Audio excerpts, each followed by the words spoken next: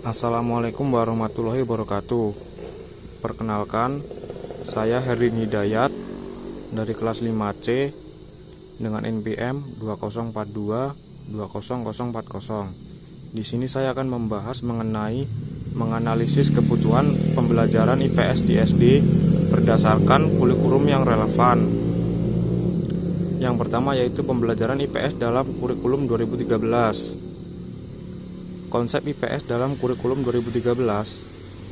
Kurikulum 2013 untuk pembelajaran ilmu sosial atau IPS di Indonesia menekankan pada pendekatan tematik dan integratif.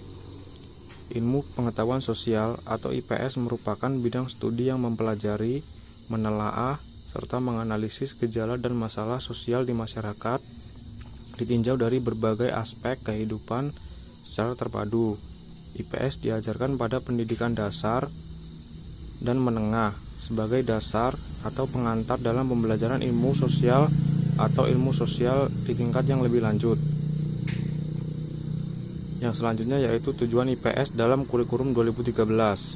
Yang pertama yaitu mengenal konsep-konsep yang berkaitan dengan kehidupan masyarakat dan lingkungannya. Yang kedua, mengembangkan potensi peserta didik untuk menjadi peka terhadap masalah sosial. Yang ketiga, membentuk sikap mental positif terhadap perbaikan ketimpangan yang terjadi. Yang keempat, membentuk warga negara yang memiliki pengetahuan dan pemahaman tentang masyarakat dan bangsanya. Yang kelima, membentuk warga negara yang religius, jujur, demokratis, kreatif, dan analitis. Dan yang terakhir, membentuk warga negara yang senang membaca, memiliki kemampuan belajar, dan peduli dengan lingkungan sosial dan fisik. Yang selanjutnya yaitu ciri IPS dalam kurikulum 2013. Yang pertama yaitu pembelajaran IPS merupakan integrasi dari berbagai cabang ilmu-ilmu sosial seperti sosiologi, sejarah, geografi, ekonomi, politik, hukum, dan budaya. Yang kedua, pembelajaran IPS disusun secara sistematis, komprehensif, dan terpadu. Yang ketiga, pembelajaran IPS mengambil topik yang sesuai dengan realitas dunia. Yang keempat, pembelajaran IPS dimulai dengan sebuah investigasi mendalam.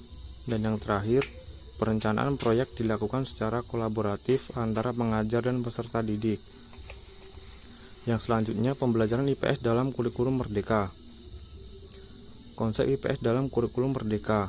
Kurikulum merdeka yang diterapkan di Indonesia memberikan pendekatan yang lebih fleksibel dalam pembelajaran, termasuk untuk mata kuliah ilmu pengetahuan sosial di tingkat sekolah dasar. Yang pertama, karakteristik IPS dalam kurikulum merdeka.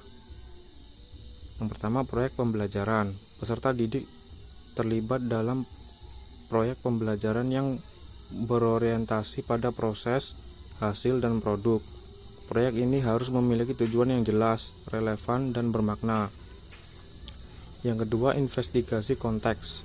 Materi IPS diintegrasikan dengan konteks lokal, nasional, dan global. Yang ketiga, pemikiran kritis. Peserta didik diajak untuk berpikir kritis, kreatif, dan reflektif. Yang keempat, penguatan pendidikan karakter. Guru menjadi teladan yang baik bagi siswa dan mengimplementasikan nilai-nilai karakter dalam RPP. Yang kelima, pendekatan tematik. Pembelajaran IPS mengadopsi pendekatan tematik. Yang selanjutnya, model pembelajaran IPS dalam kurikulum merdeka. Yang pertama, model pembelajaran penemuan atau discovery learning. Yang kedua, model pembelajaran berbasis inquiry atau inquiry based learning. Yang ketiga, model pembelajaran berbasis masalah atau problem based learning. Yang keempat, model pembelajaran berbasis proyek atau project based learning. Selain itu, beberapa metode pembelajaran yang dapat digunakan dalam kurikulum merdeka diantaranya ceramah, diskusi kelompok, proyek, simulasi, studi kasus, dan pengalaman praktis.